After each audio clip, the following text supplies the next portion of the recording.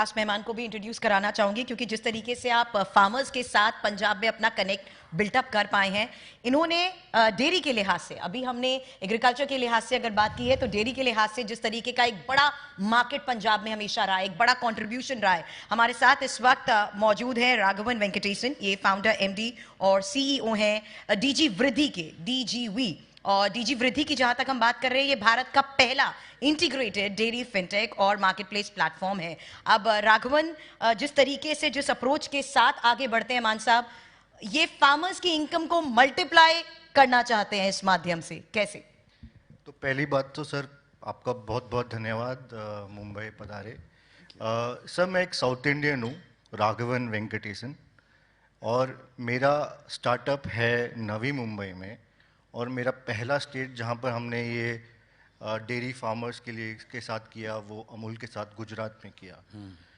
हम चाहते हैं कि कैसे, और इंटरवेंशन क्या है, एक सिंपल इंटरवेंशन है कि आज जैसे आपने बैंकिंग का एग्जांपल लिया, गवर्नमेंट बैंकिंग का, जहाँ पर रिस्ट्रिक्शन ब्रांचेस की आई, तो ये जो बैंकिंग की एक्सेस है, आज भारत में आधार है, डिजिटल आईडी है, एनपीसी है, रियल टाइम पेमेंट्स है, ये जो स्टार्टअप का जो वर्ल्ड है, इंडिया स्टैक जिसको हम बोलते हैं, इसको हम पंजाब में लाना चाहते हैं फॉर द डेयरी फार्मर्स। तो इसमें हम क्या करते हैं, डेयरी फार्मर्स को बैंकिंग से कैसे आसानी से जोड़ें, कैसे बिना कागज के उनको अपने डेटा कि मैंने इतना दूध डाला तो इसकी जो मुझे इनकम आई है, इसके बेसिस पे मुझे नया कैटल, नया बफेलो कैसे आसानी से मिले, बिना पेपर, बिना कागज के।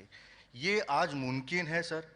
और ये हम चाहते हैं, हम जब भी किसी स्टेट में जाते हैं, ऐसे हम चाहते हैं कि हम वर्का के साथ काम करें, तो क्वेश्चन आता है कि आपको हम एम्पैनल कैसे करें, ये तो आरएफपी लगेगा। तो ये जो माइंडसेट है, जो स्टार्टअप चाहता है कि आप एम्ब्रेस करो, कि ना कि आप क्वेश्चन पूछो कि अच्छा आपको हम आपके साथ, हम फाइनेंशियली कुछ नहीं चाहते हैं वर्कर से, लेकिन हम चाहते हैं कि वो हमें एक्सेस दे कि हम वो डेयरी फार्मर्स के साथ काम कर पाए। देखो,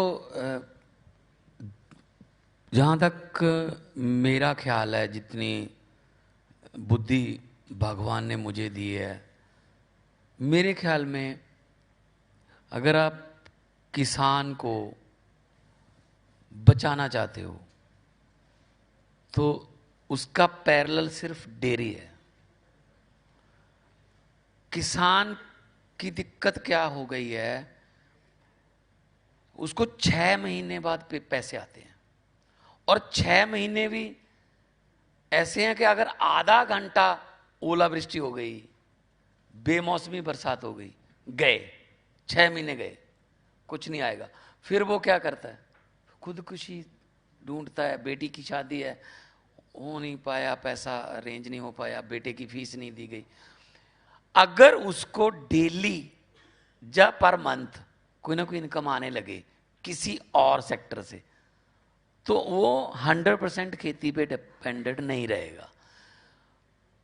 डेयरी में हम वेरका है, हमारे पास वेरका को इतना स्ट्रांग कर रहे हैं। अभी हमने 100 करोड़ का लुधियाना में हमने किया है, 9 लाख लीटर एक दिन में वो प्रोसेस करते हैं, फिरोजपुर में किया। तो हम ये कर रहे हैं कि डेयरी को इतना बड़ा बना देंगे हम कि किसान को जमीन से ज़्यादा पैसे अपनी भैंसों से, अपने उससे आने लगेंगे। कैसे कर सकते हैं? हमने दिल्ली में खोला है अभी हेड ऑफिस ऑफ वेरका। अभी दिल्ली को हमारा 30,000 लीटर दूध जा रहा है, हम उसको 1.5 लाख लीटर पर करने वाले हैं। हम एयरपोर्ट पर वेरका के प्लांट, हम जो आईएसबीटी है वहाँ पे वेरका का प्लांट, और दिल्ली की जो सेक्रेटरीट है सरकार हमारी है, तो वहाँ भी वेरका का प्लांट। और दूध, मिठाई, दही, खीर, पनीर। तो अगर वेरका इतना ज़्यादा बढ़ेगा तो उसका मतलब है कैटल और ब्रांडेड अब तो भैंसों में भी एक वो पूछा जाता है ना कि कौन सी उसकी है। तो पंजाब का दूध, मैं फिर कहने वाला हूँ कि उसके लिए तो आप आंखें बंद करके उस पर विश्वास कर सकते हो। लेकिन अभी पंजाब में क्या हालात हैं पता, जितना दूध हम पैदा करते हैं उससे ज़्यादा पैदा हो रहा है नकली।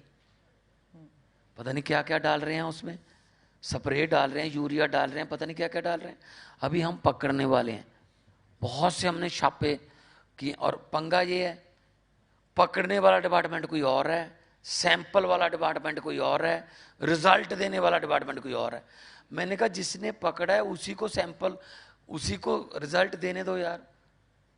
वो हेल्थ डिपार्टमेंट में चला जाएगा, पकड़ेगा बेरका वाला, वो डेयरी वाला है, और रिजल्ट निकालेगा फोरेंसिक वाला। मतलब उतनी देर में तो रिजल्ट ही चेंज हो जाता है।